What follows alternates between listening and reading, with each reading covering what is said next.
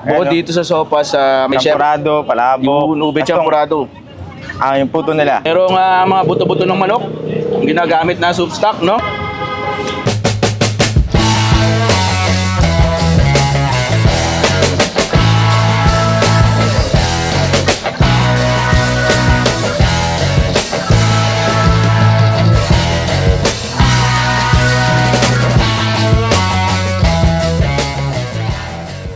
Kasama na nga natin si Ate Beth, yung isa sa mga talagang dinudumog na merienda dito tuwing alas 3 ng hapon sa Cavite Street sa Blumentritt, tatay, no? Opo. Normally 3 o'clock start ka na ng Opo, sir. pagtitim. Nandito na po sa baba. Hanggang anong oras yan? Hanggang sa maubos na, sir, yan. Ang dami ko nga suki, mga suki ko na yan. Mhm. Opo. Ito ba, ate, itong tinda mo, ito na yung kumpleto o meron pang iba?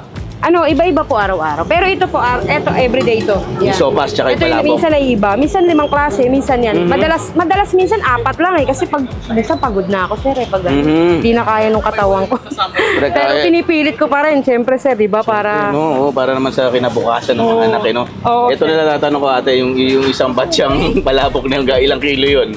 Ano yan, sir? Siguro kasi ito, bukod dyan sa malaki na, meron pa sa taas. Isa pa. So, 2 batya? Opo. Ilang kilong niluluto mo ganyan? Siguro may mga ano yan, sir. 6. 6 na kilo. Oo, 6 kalahati. Ayun, batya po kasi nakita kong palabok. Panglaban na, dito. sir, no? Panglaban na. Kala mo, papapiding tayo dito. Opo, sir, eh. Ang dami talagang bumibili. O, kasi no? sir, dati po 25 lang yan.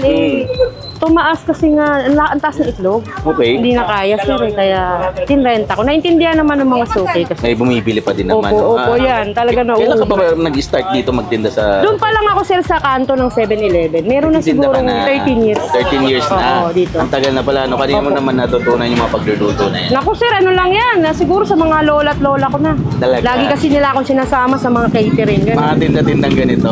Hindi sila nagtitinda, Cater? nagtutulong. Pagka may okasyon, si Talaga? lola ko yung ano. Ay, natutunan mo yung mga ganitong klase. no? Opo. Ay, Ito, sir, ino-order ko lang dyan sa palengke. itong puto. Opo, yan. Ang galing nga. Pero ito ako na yan lahat. Tapos Lahat. YouTube na lang. Pag Google na lang, di ba, Correct, sir? no? Isang Kaya- hindi ko nakikita rito, pansit. Hindi ko pa nagtitinda na pansit. Meron, sir. Bihon na, Kaso, bihon. oo, Meron opo. din. Meron din. Ayun, Bibihira. hindi ba mabilis mapanis ang pansit pero nagtitinda ka nun? Hindi naman, sir. Kasi pag ito kagaya nito, kinabukasan, pwede pa raw. Yung iba nagsasabi. Oo. Tsaka yung palabok, nire-rep Oo. lang daw nila. Nire-rep lang Binabaon nila, no? po ng mga suki ko Sa minsan. bagay, no? Opo. Araw-araw ka naman nagtitinda dito, ate. Opo, sir. no? Linggo lang po ako wala. Sa linggo, pag linggo wala, ayun Opo, na, opo. para lang, baka kasi tayuin ka dito, pag linggo wala po pala siya rito. Minsan no? naka-ano po siya, sir, naka-post naman. Kaya, Sa 13 years mong pagtitinda, ate Beta, parang ang lakas-lakas na nung umpisa ba, hindi ganito pa? Na ay, hindi, pinipilahan? sir. Hindi po. Doon pa lang, kukunti yan. Tsaka hindi ganyan kalalaking planggana. Maliliit. Ayan, suki ko rin. Ilang years na, yan, sila iba. Talaga nagsimula di sa maliit. Ano? Opo, sir. Sa maliliit lang talaga. Hanggang sa nakilala na. Tsaka yung sa mga vlogger, napakalaking bagay na sa Talaga, akin. nako, salamat naman Kasi po. kundi dahil sa inyo. Yan. Hindi ganyan karami. Dati kukunti lang yan. Yeah. Mula nung na-vlog siya, talagang lumakas. So, yan. marami na siya kumakain. Kaya napakalaking tulong sa akin talaga yung Talaga. mga vlogger na yan. Ngayon natin, ngayong lumakas na, ganito nakalakas, ano naman ang naidulot sa ating buhay? Ay, napagtapos ko tong anak ko. Wow, sir. maganda. Opo, kami mag-asawa yan. Galing, Napag-ano ko no? siya. Naka-graduate na. Isa na lang, dalawa lang naman. Tsaka yan yung pinantutulong ko sa magulang ko. Okay, Yan. tumutulong din pala Oo, tayo. opo, sir. Galing, no? Ayun po, nakita Kasi- niyo ng Ate Beth talaga. Opo. Bukod Hindi ko sa... pinababayaan Correct. sila kasi mga senior na yun eh. Yes. Kaya lahat din, ako rin. Kaya ayokong pabayaan siya, dalaga pa lang ako eh. Nako. Tinutulungan ko na talaga yung nanay. Talaga. Maiiyak pa ako. Naiiyak pa tuloy sa interview namin. Alam mo. Paiyakin mo pa ako. Bago pa siya paiyakin daw at maraming salamat sa inyo. Siyempre, Ate Beth, thank you sa pagpaunlak mo at tikman na natin itong mga merienda. Nangangamoy po yung champurado rito. Oo. Let's get it on. Daming tao, Chef. Talagang hindi namin alam paano namin umpisahan yung ating episode for today. Pero ito, ang napakasarap na merienda ni Ate Beth, no? Oo. Hindi na kailangan pa sabihin na nagte-trending. Nakita nyo naman po yung pila. Mahaba pa ng pahaba lalo habang naghahapon, no? Nag-start sila ng mga 3 o'clock dito. Yes, okay. Kaya labas po. Isa sa mga crowd favorite ang in-order natin. Ito yung tawag nila, Chef. Yung sopas nila. no? Oo. Bukod dito sa sopas, marami pang ibang tinda po rito merienda. Kagaya nung meron din silang carbonara. Ano pa yung Chef? Champurado, palabok. Yung ube Bastong. champurado. Yung puto nila. Oo, wala lang ngayong araw na to. Hindi natin nabutan, chef, yung bilo-bilo ba? Yung bilo-bilo. Binataan, Oo, tsaka yung binatang bilo-bilo. spaghetti daw, wala eh. So, ito lang yung meron, no? So far, okay pa din, kahit na ito lang, syempre. Tikpan natin. So, fast na old school, ni hotdog. Okay, harap. Alam na, mainit. Merong mga buto-buto ng manok, ginagamit na soup stock, no? Yan. Ano? Yung siguro pa ng palasa talaga nila. Kaya Yun, masarap. kaya malasa. Tapos maraming mukhang generous sa pagkakalagay ng chef, ng gatas. Ano? Wow. Sarap siya, mainit sa tiyan. Ang sarap. Okay, ha? Siguro naman po, hindi na kailangan itong tanungin pa kung kailangan na kung bakit pinipilahan ng masarap Oo. talaga yung lasa. Siyempre, double check agad to, chef. No? Sarap. Okay. Tikpan natin yung puto nila. Ito. Ito yung puto, may keso sa ibabaw. Agaw yan. Sarap din. Bango. Uy, masalit pa. Mainit. Dito po to sa Blumentritt sa Cavite Street. Nakikita nyo, no?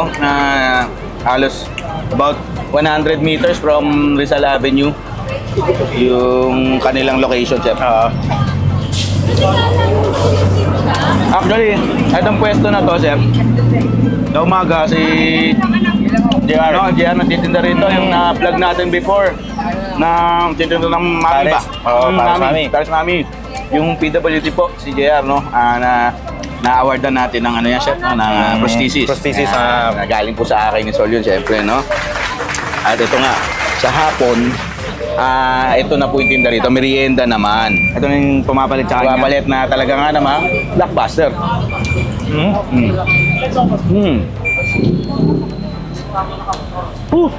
Sarap.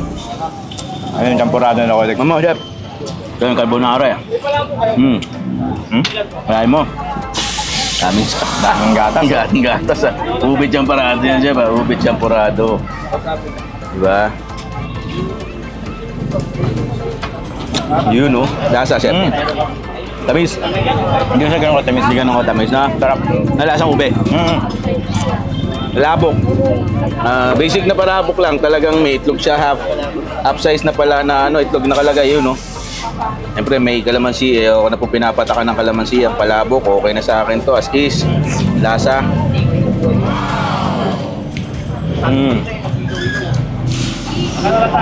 Sarap, galing. Karinderya. Ang nakakasap. Ang kanilang palabok. Yan.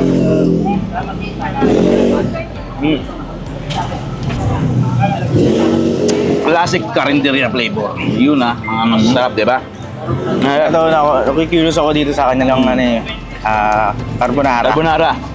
Kasi gumagamit pa sila ng fresh, dried herbs. Yan, no? Oo nga, ano? May dried herbs na sila eh. May dried herbs nga, ano ba?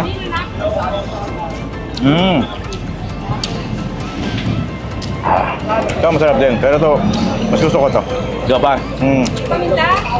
Ang dap ng sopas. Tikman ko lang itong tinira ni Chef PJ kaninang champurado. Ube champurado. Oo nga. Ang sarap ba? Tamang-tama lang yung ano. Oo, masarap po to. Yung ube champurado. No wonder. Loob ng isang oras, ubus na. Tinda. Tama-tama siya, budget friendly, mura lang. Tapos talagang yung lasa, sok na sok, pasok na pasok. Hindi ka nalugi, ulit. Kaya double check yan, masarap. Okay Anyway, syempre, bago tayong paalam siya shoutout lang natin yung mga kaibigan natin na nandito ngayon. Lahat po silang nakapila. Wala na po sila ate. Yun, tsaka may nagpapashoutout kanina si Gladex Travel and Tours. Yes. Yung Ayun, nasa unahan na pila. ang ganda. kanina pa na ako, nabati natin sila, no? Para sa mga inyong booking needs, go for travel. sorry. Yun, para sa mga magbubook, no, chef? Para sa mga booking needs nyo, siyempre, Gladex Travel and Tours, dito promote pa, no? Baka naman. Ayaw, kumakain kasi kami nila eh. Andito sila sa likod. Hindi ka lumapit eh. Baba shoutout sa akin. Kapag-shoutout siya. Baka naman daw mag-book. Yan po tulungan natin siyempre.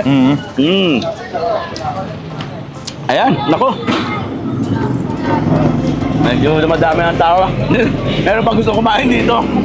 Angat na natin to. Dali na lang natin to. Tayo-tayuan na lang para iba naman makaupo, no? Meron tayong At mahaba ang pila.